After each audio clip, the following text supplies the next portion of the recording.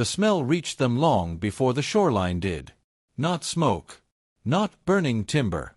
Not damp coal soaked by endless rain. Something else. Something warm. Something rich. The wind carried the scent of slow-cooked meat across the harbor, mixing with salt water and the sharp smell of rust clinging to the steel hull.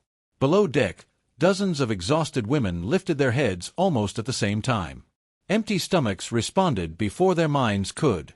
No one spoke. They simply breathed. For many of them, it was the first time in months that the air smelled like someone was preparing a real meal instead of merely surviving another day.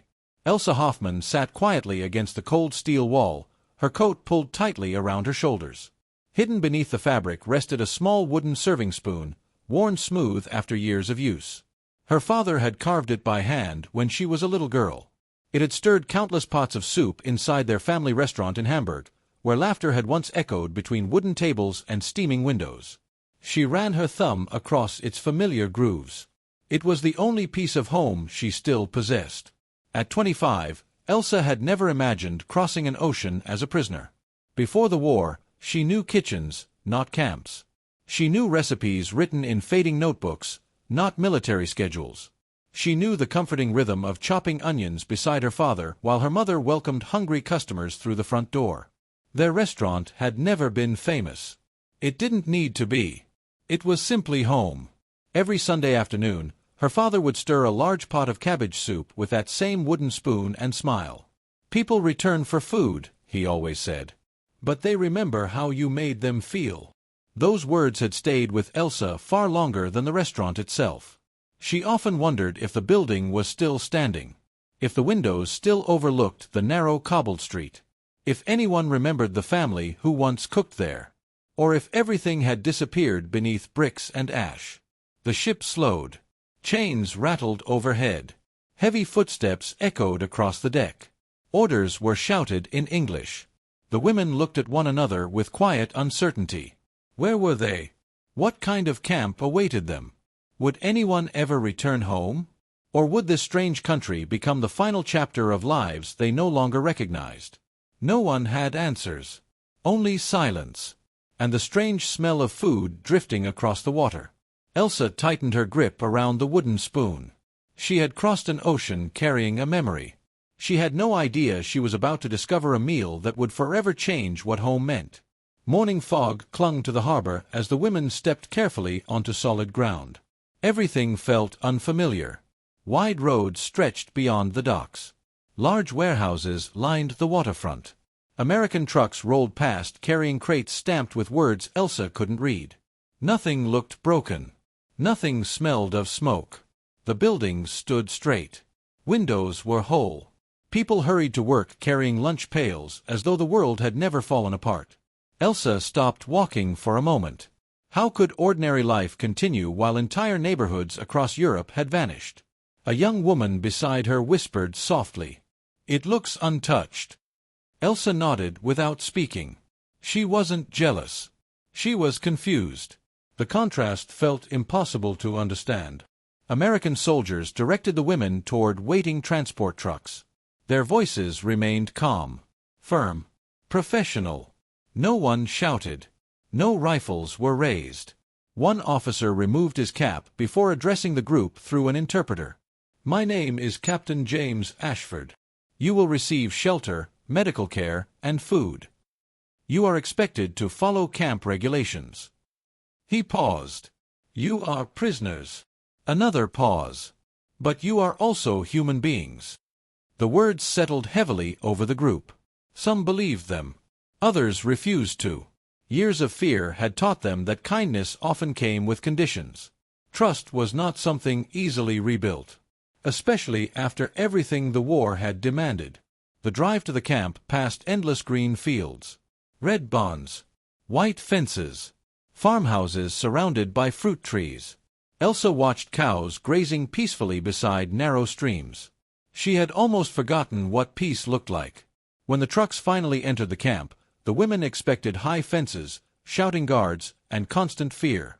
Instead, they found rows of clean wooden barracks standing beneath tall oak trees. Laundry fluttered gently between poles. A gardener trimmed flower beds near the administration building. Somewhere nearby, church bells rang. The sound caught Elsa completely by surprise. For a brief moment she closed her eyes. The bells reminded her of Sunday mornings back home. Of polished shoes. Fresh bread. Her mother's apron dusted with flour. She opened her eyes quickly. Memories had become dangerous. Inside the barracks, each woman received blankets, soap, towels, and a small storage locker.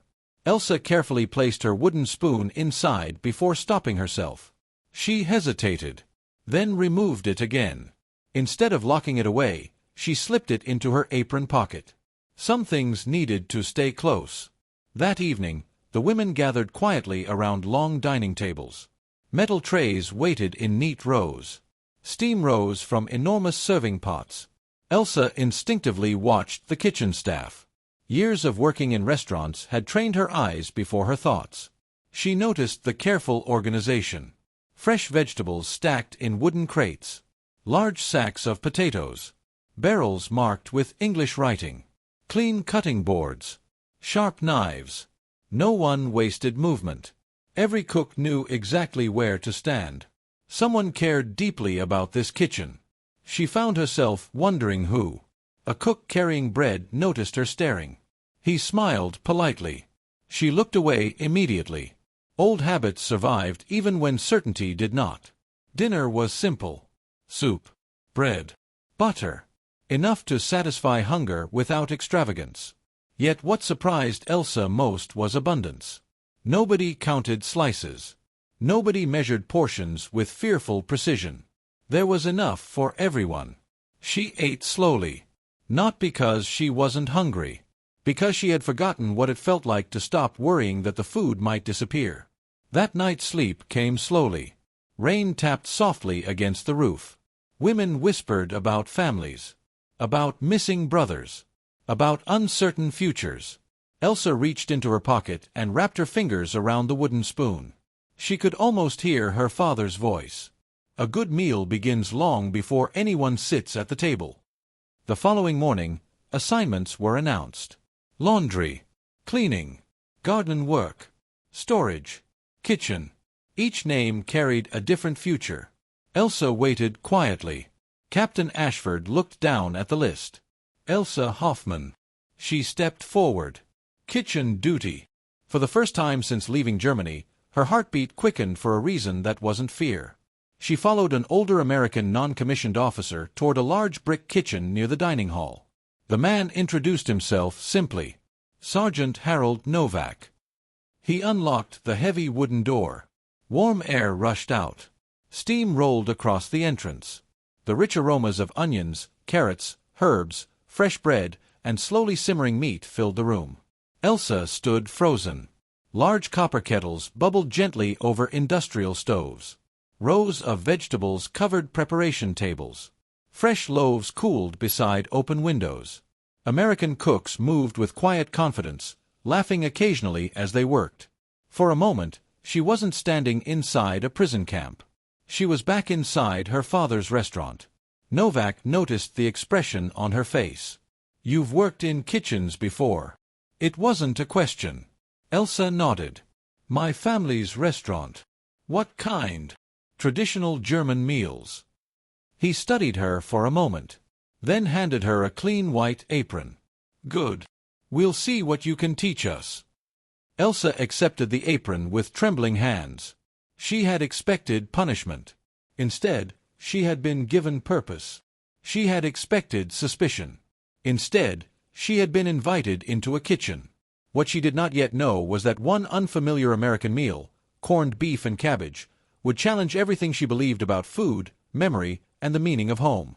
And before long, she would find herself reaching for a second helping, then a third. The first morning inside the kitchen began long before sunrise. Outside, darkness still covered the camp. Frost clung to the wooden fences. A thin layer of mist drifted across the gravel paths as the distant whistle of a freight train echoed through the valley. Inside the kitchen, everything was already alive. Steam curled from enormous copper kettles. Knives struck wooden cutting boards in steady rhythm. Fresh coffee filled the room with a rich aroma Elsa had almost forgotten existed. Someone laughed near the ovens. Someone else hummed a tune she didn't recognize. For a brief moment, it sounded less like a prison camp, and more like a family preparing breakfast together.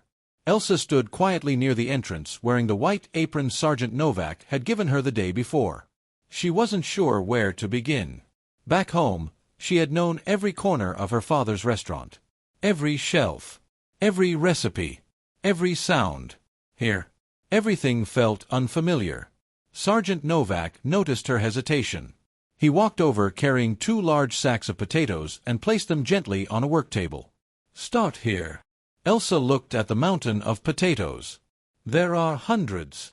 Novak shrugged. "Then you'll be busy." It wasn't a joke.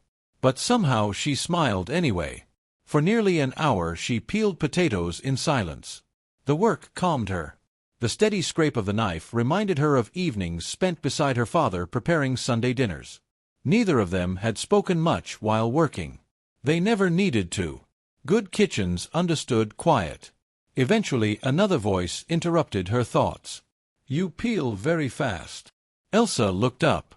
The young American cook smiled awkwardly. "My name is Thomas Carter." He couldn't have been older than 23. His apron was already covered with flour. A wooden pencil rested behind one ear. "You worked in restaurants?" Elsa nodded.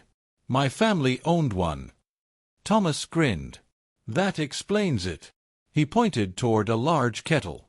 "I'm still slower than you." Elsa almost laughed. Almost. Instead, she simply returned to peeling potatoes. Thomas didn't seem offended by her silence. Some people understood that conversation wasn't always necessary. Throughout the morning, Elsa watched how the American kitchen functioned. Nothing happened by accident. Every cook had responsibilities. One prepared vegetables. Another baked bread. Someone monitored the ovens. Others cleaned continuously while meals were still being prepared. Back home, shortages had forced everyone to improvise. Here, organization created abundance. Sergeant Novak believed every movement mattered.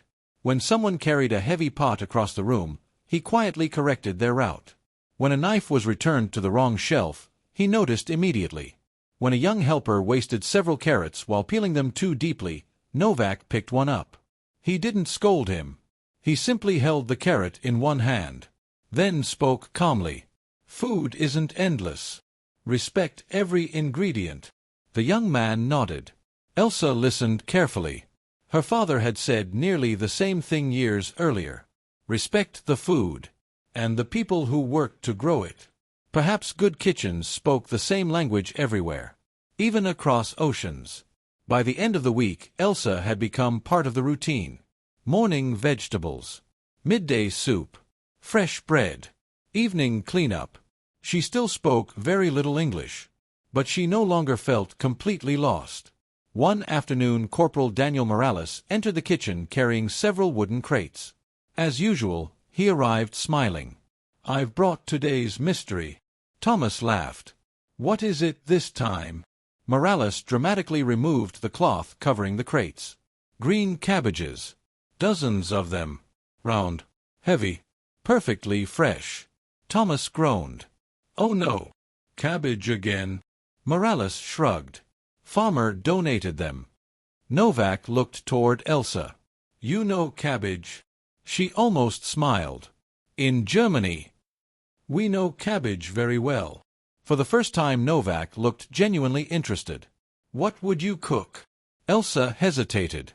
Then answered quietly. "Braised cabbage. Potato dumplings. Sometimes smoked sausage." Thomas blinked. "That sounds much better than what we make." Morales laughed. "Everything sounds better than what you make." Even Novak smiled. The conversation lasted only seconds. Yet something important had changed. For the first time, people weren't looking at Elsa as a prisoner. They were looking at her as a cook. That evening Novak handed her a small notebook. The cover was worn from years of use. Inside were handwritten recipes. Measurements, cooking times, ingredient lists, everything written in English. Novak placed it on the table. "Learn." Elsa looked surprised. I can't read most of this. You will. He pointed toward the first page. Kitchen workers must know more than recipes. They must understand people. She frowned slightly. I don't understand. Novak nodded. You will. Over the following weeks, Thomas became her unofficial English teacher. Every afternoon, he pointed toward ingredients. Salt, pepper, flour, butter, cabbage. Elsa repeated every word carefully. Sometimes she pronounced them correctly. Sometimes not. Thomas never laughed. Instead, he simply repeated the word again. Patiently. One ingredient at a time. Soon Elsa began answering simple questions. Need more onions? Yes. Where knife? On table. The sentences were awkward. Broken. But each day became a little easier. Language, she realized, resembled cooking. Nobody mastered it after one attempt. Mistakes were simply part of the recipe. Then came her first real challenge. One rainy morning, Novak assigned Elsa responsibility for preparing lunch vegetables. Alone. Hundreds of servings. She worked confidently. Chopping onions, carrots, potatoes, cabbage. Everything seemed perfect until Thomas lifted one of the stockpots. His face changed immediately. It tastes different. Novak walked over. He sampled the broth. Silence. Elsa felt her stomach tighten. What happened? Novak asked. She tasted it herself. Then understood instantly. The soup was far too salty. She had confused two nearly identical containers. One held seasoning. The other held coarse preserving salt. Without realizing it, she had ruined an entire kettle. Enough food for hundreds of people. The kitchen fell silent. Elsa stared into the steaming pot. All she could think about was waste. Food wasted. Time wasted. Trust wasted. She whispered quietly, I'm sorry. Nobody answered immediately. Finally Novak reached for a ladle. He stirred the soup thoughtfully, then looked toward Thomas. More potatoes. More water. More cabbage.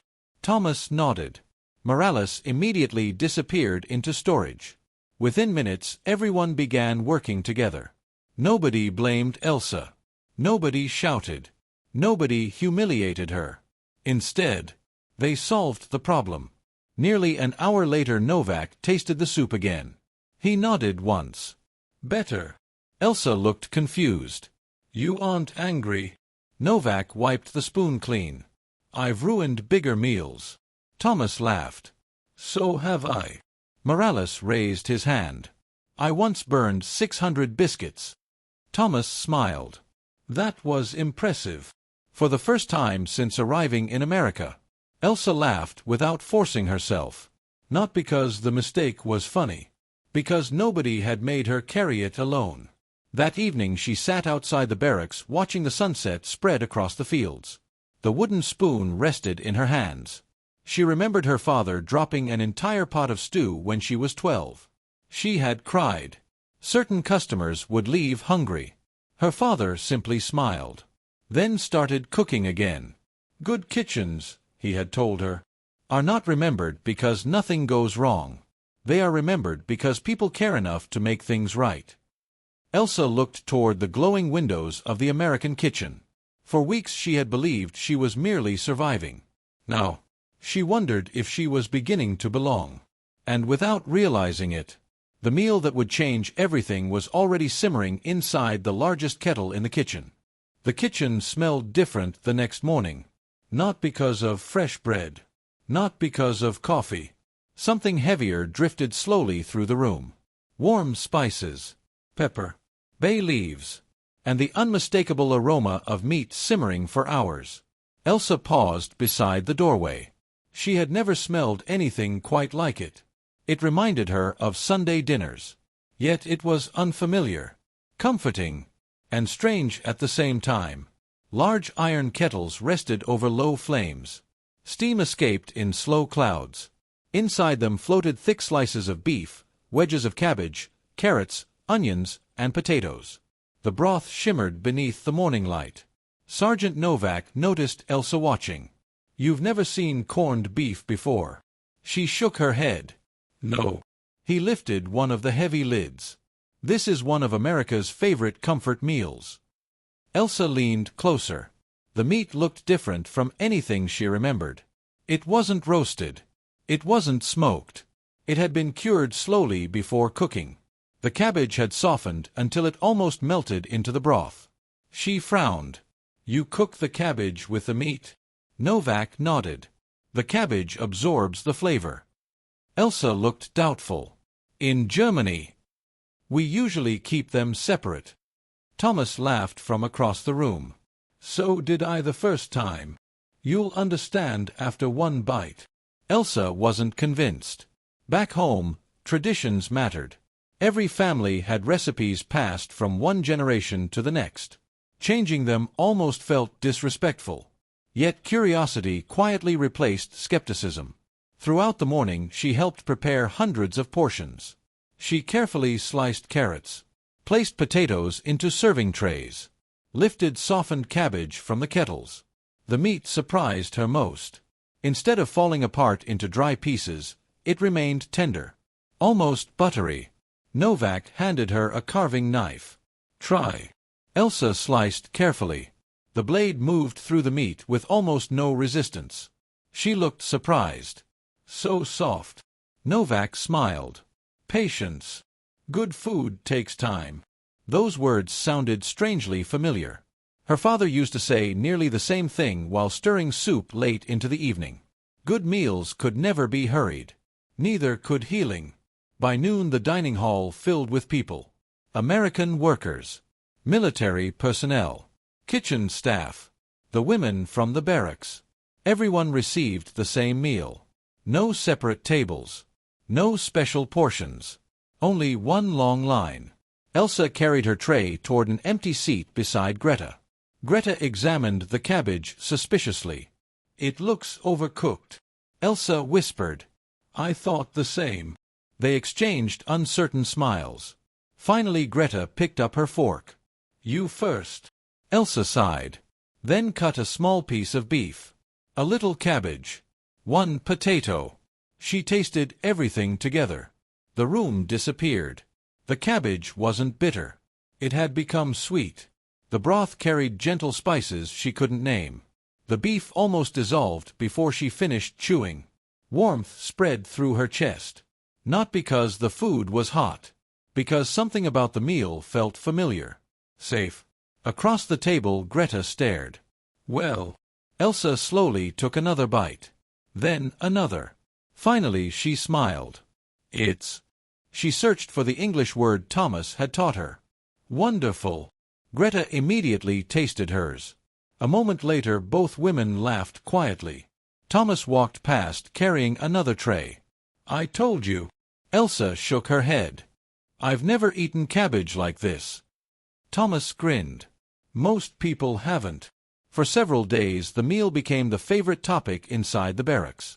Some women tried guessing the ingredients. Others wondered how the beef stayed so tender. Greta insisted the Americans must have secret spices. Nobody guessed the answer.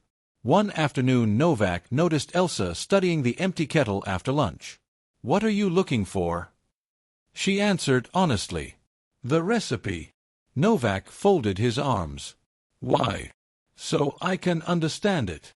He reached into a nearby drawer, removed several stained recipe cards, and handed one to her. The paper had softened from years of use. Grease stains covered the corners. Measurements filled both sides. Everything written neatly in English. Elsa stared at it. "I still can't read all of this." Thomas appeared carrying a pencil. "I'll help." For the next hour they translated every line together. Salt, peppercorns, bay leaves, mustard seeds, slow simmer, rest before slicing. Elsa copied each word carefully into a notebook. Not because she intended to replace her father's recipes. Because she wanted to understand another family's traditions. She realized something unexpected. Food carried history. Every recipe told a story about the people who created it. German bread, French soup, Italian pasta, American corned beef. None of them were simply meals. They were memories served on plates. That evening Greta found Elsa writing beside the barracks window. "What are you doing?" "Learning." Greta looked at the notebook. "American recipes." Elsa nodded. Greta laughed softly. "If your father could see you now." Elsa smiled. "I think he'd ask for seconds." The following week, the camp prepared for a community gathering. Families from a nearby town would visit. Children would tour the gardens. Volunteers planned to serve lunch outdoors. Novak gathered everyone together. "We're expecting more than 300 guests." Thomas groaned dramatically. "Only 300? Morales laughed. "I was hoping for 5. Even Elsa smiled. Novak continued. "We'll prepare corned beef and cabbage." Then he looked directly at Elsa. "And this time, you'll help lead." The room became quiet. Elsa blinked. "Me? You know the recipe now." "But my English." Novak interrupted gently. "People don't follow leaders because they speak perfectly. They follow people who care." The words stayed with her all afternoon. For weeks she had believed she was only learning recipes. Now she understood something larger. Trust had quietly entered her life, one meal at a time. The morning of the gathering arrived bright and cool. White clouds drifted across a clear blue sky. Children's laughter echoed outside the camp. Long wooden tables stretched across the grass. Fresh bread cooled beneath linen cloths. Large kettles simmered gently beside the serving area. Elsa stood beside Novak wearing a freshly pressed apron. Her hands trembled slightly. Not from fear. From responsibility. Novak noticed. Nervous. A little. He handed her the carved serving spoon used for stirring the kettles. It reminded Elsa instantly of the wooden spoon hidden inside her pocket. One carved by her father. One worn smooth by countless meals. She smiled.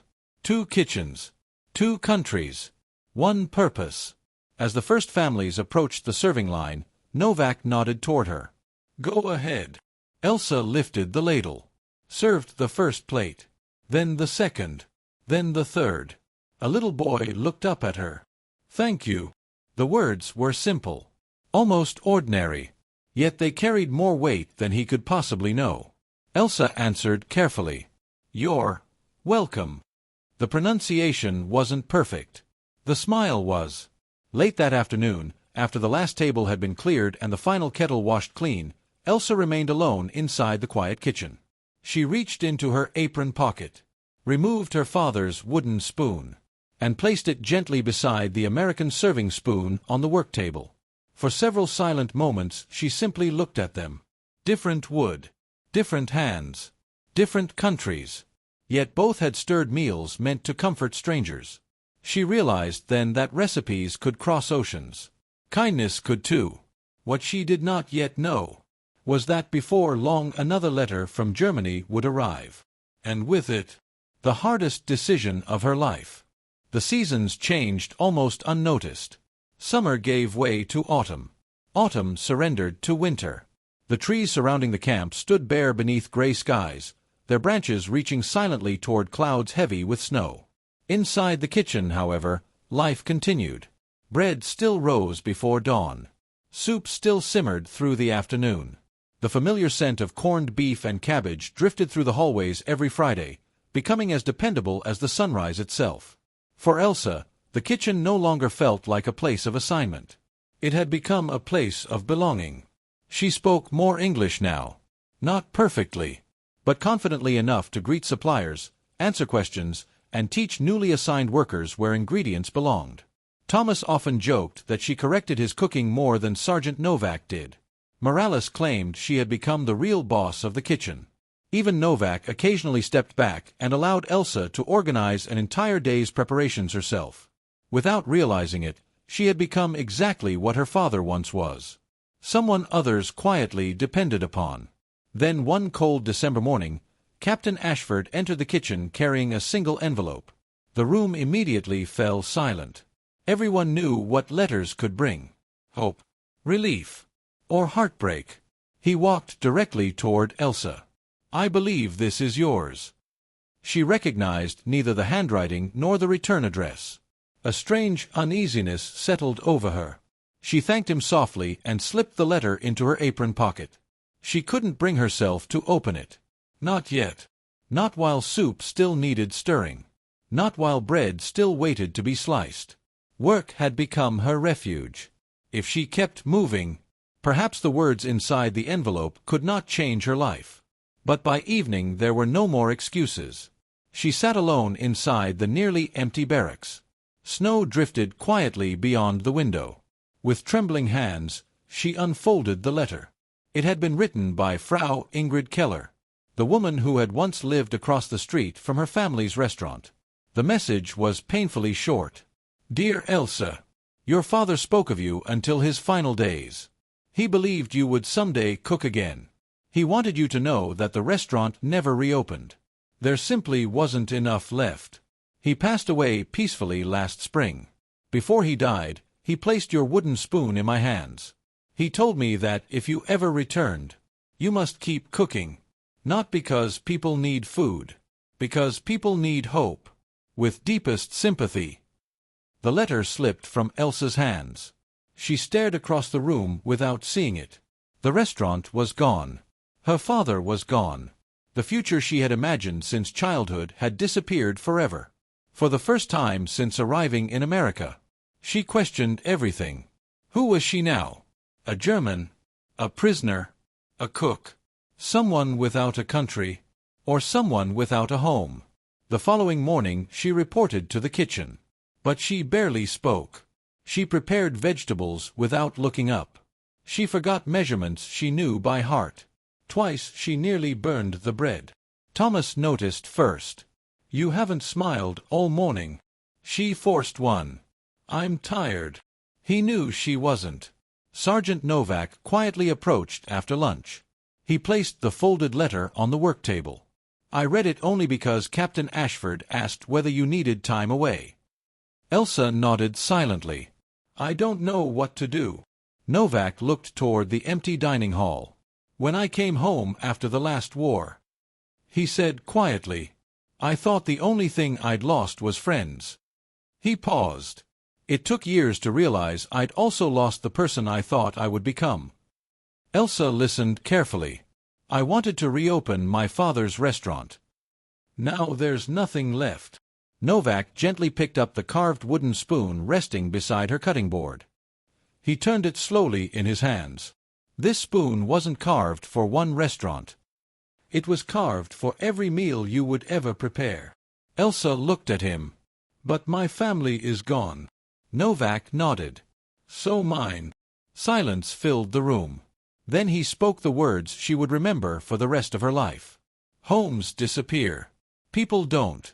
The love they teach us travels farther than any ocean." That evening Elsa walked alone into the quiet kitchen. She lit a single lamp, opened the pantry, removed cabbage, potatoes, carrots, fresh beef, bay leaves, peppercorns. She wasn't following the American recipe, nor her father's. She was creating something entirely new. She stirred the kettle with her father's wooden spoon. Hours passed unnoticed. The aroma slowly filled the building. Rich, warm, comforting. When Thomas arrived before sunrise, he stopped in the doorway. "What are you making?" Elsa smiled softly. "I don't know." Thomas laughed. "It smells wonderful. It tastes like Germany." She stirred gently. "And America." That afternoon everyone gathered for lunch. American soldiers, kitchen workers, German women. Nobody realized Elsa had changed the recipe slightly. She had added herbs her father always used. A touch more onion, less salt, longer cooking time. The first bite surprised everyone. Morales looked up immediately. "What did you do?" Thomas took another spoonful. "I'm not sure. It's different." Novak smiled quietly. "It's hers." No one asked whether it was German or American. It no longer mattered. It had become something new. Just like Elsa herself. Months later, announcements arrived. Several women would return to Germany. Others had opportunities to remain in America through sponsorship programs. Captain Ashford found Elsa outside the kitchen garden. A family-owned restaurant in Pennsylvania needs an experienced cook. They've asked specifically for someone who understands large kitchens. Elsa remained silent. The decision felt impossible. Germany held her memories. America held her future. That night she placed her father's wooden spoon beside his final letter. She thought about empty streets in Hamburg.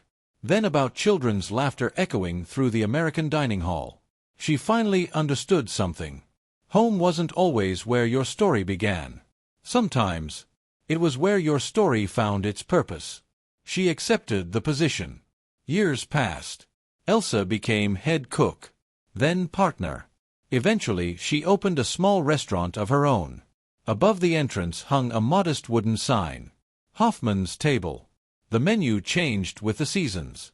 German potato soup, fresh bread, apple cake, American stews, and every Friday, corned beef and cabbage. Customers often asked why the meal appeared every week without fail. Elsa simply smiled. It's a recipe that reminded me strangers can become family. Few knew the deeper story. Even fewer noticed the old wooden spoon hanging inside a glass frame near the entrance. Children often asked why such an ordinary spoon deserved a place of honor. Elsa always gave the same answer. Some recipes feed people. This one fed my heart. Decades later, an elderly Elsa stood quietly in her restaurant before opening for the evening. Outside, snow drifted gently onto the sidewalk. Inside, warm light reflected from polished wooden tables. The familiar scent of simmering cabbage filled the air. He turned it slowly in his hands. This spoon wasn't carved for one restaurant. It was carved for every meal you would ever prepare. Elsa looked at him.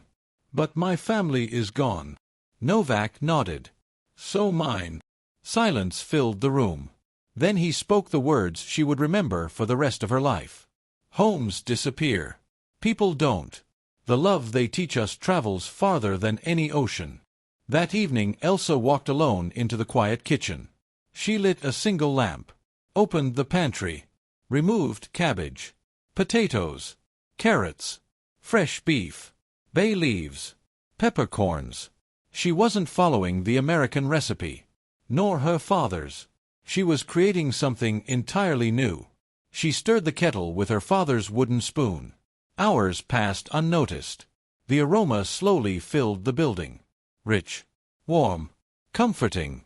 When Thomas arrived before sunrise, he stopped in the doorway. "What are you making?" Elsa smiled softly. "I don't know." Thomas laughed. "It smells wonderful. It tastes like Germany." She stirred gently. "And America." That afternoon, everyone gathered for lunch. American soldiers, kitchen workers, German women. Nobody realized Elsa had changed the recipe slightly. She had added herbs her father always used. A touch more onion, less salt, longer cooking time. The first bite surprised everyone. Morales looked up immediately. "What did you do?" Thomas took another spoonful. "I'm not sure. It's different." Novak smiled quietly. "It's hers." No one asked whether it was German or American. It no longer mattered. It had become something new. Just like Elsa herself. Months later, announcements arrived.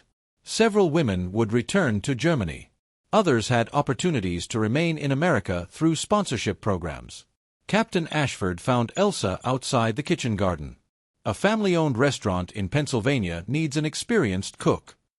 They've asked specifically for someone who understands large kitchens. Elsa remained silent. The decision felt impossible. Germany held her memories. America held her future. That night she placed her father's wooden spoon beside his final letter. She thought about empty streets in Hamburg. Then about children's laughter echoing through the American dining hall. She finally understood something. Home wasn't always where your story began. Sometimes, it was where your story found its purpose. She accepted the position. Years passed. Elsa became head cook, then partner. Eventually, she opened a small restaurant of her own. Above the entrance hung a modest wooden sign.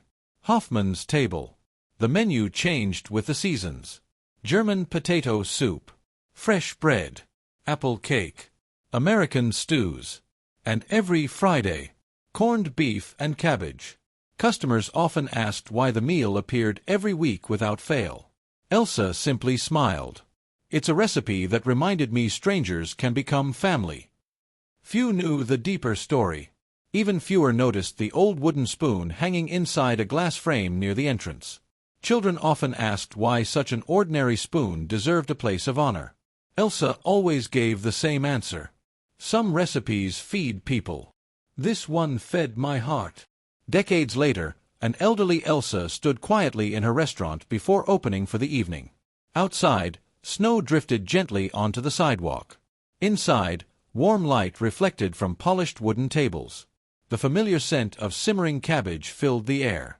She removed the carved wooden spoon from its frame one final time, ran her fingers along the smooth handle, then stirred the evening's first kettle herself, just as her father once had. War had taken away her homeland. It had taken away her family. It had taken away the restaurant where her story first began. But it had not taken away the lessons carried inside a simple wooden spoon. Some journeys do not end where we expect. Sometimes they lead us to a table we never imagined sitting at. Elsa Hoffman crossed an ocean believing she had lost her place in the world. Instead, she discovered that the warmest welcome sometimes arrives in the form of an unfamiliar meal. And every Friday, when the first pot of corned beef and cabbage began to simmer, she remembered the day she realized that food could do something even war could not. It could bring strangers together and help them become family.